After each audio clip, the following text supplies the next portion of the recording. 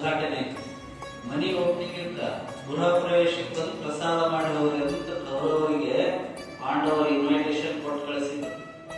ಅಂದ ದುರ್ಯೋಧನ ಅರಮನೆಗೆ ಇಂದ್ರಪ್ರಸ್ಥಕ್ಕೆ ಬಂದ. ದುರ್ಯೋಧನ ಬರ್ತಾನ. ಆ ಅರಮನೆ ಹೆಂಗ್ ಕಟ್ಟಿದ್ರು ಅಂದ್ರೆ ಅದೊಂಥರ ಮಾಯಾ ಅರಮನೆ. ಅದು ದುರ್ಯೋಧನ ತನ್ನ ವೇಷ ಪೋಷಾಕಗಳನ್ನೇ ಬರಾಕತ್ತಿದ್ದ. ಅರಮನೆಯಿಂದ ಒಳಗೆ ಬರ ತಕ್ಷಣ ಅಲ್ಲಿ ನೆಲಹಾಸ ನೋಡಿದ. ನೆಲಹಾಸು ಇದೇನೆಲ್ಲ ಹಾಕಿರ್ತೀವಲ್ಲ ಟೈಲ್ಸ್ ಗೀಲ್ಸ್ ಎಲ್ಲ, ನೆಲಹಾಸು ನೋಡಿದ. ಅವನ ಕಣ್ಣಿಗೆ ನೀರ್ ಕಟ್ಟಂಗ್ ಕಾಣಿಸ್ತ.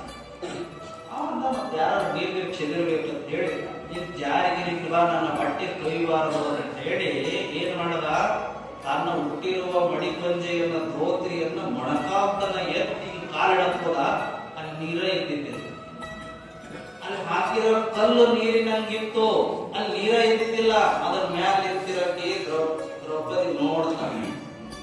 ಅಲ್ಲಿ ನೀರ ಇದ್ದಿದ್ದಿಲ್ಲ. ಮತ್ತೆ ಪಂಚೆ ಕೆಳಗ್ ಬಿಟ್ಟ. ಮತ್ತೆ ಒಳಗೆ ಬಂದ ಮನೆಯೊಳಗಡೆ. ಅಲ್ಲಿನೂ ಹಂಗ ಇತ್ತು ನೆಲದ ಹಾಸಿಗೆ.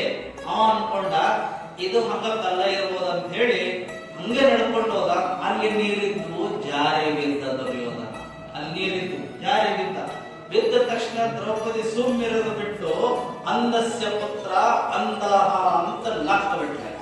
ಕುರುಡನ ಮಗ ಇವನು ಕುರುಡನಾದನಂತ ನಕ್ಕ ತಕ್ಷಣ ಅವತ್ತು ಆ ಮಾತಿನಿಂದ ಬಂದಿರುವ ಕ್ರೋಧ, ಸಿಟ್ಟು ಒಂದೊಂದು ದಿವಸಕ್ಕೆ ತುಂಬಿದ ಸಭೆಯೊಳ ಅವಮರ್ಯಾದೆಯನ್ನು ಮಾಡಬೇಕು ಅಂತ ನಿರ್ಧಾರ ಮಾಡಿದ. ಅಲ್ಲಿಂದ ಮುಂದದು ಮಹಾಭಾರತ ಆಗ್ತದೆ.